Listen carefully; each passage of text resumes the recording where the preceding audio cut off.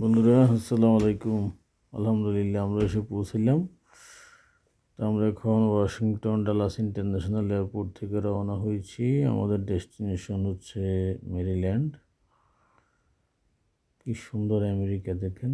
আপনাদেরকে এই রাস্তাগুলো আমরা আগেও দেখেছি ভিডিওতে, এখন আলহামদুলিল্লাহ সরাসরি দেখার সুযোগ হয়েছে।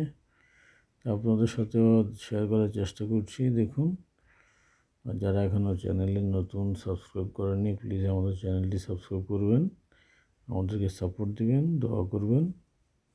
দেখতে থাকুন।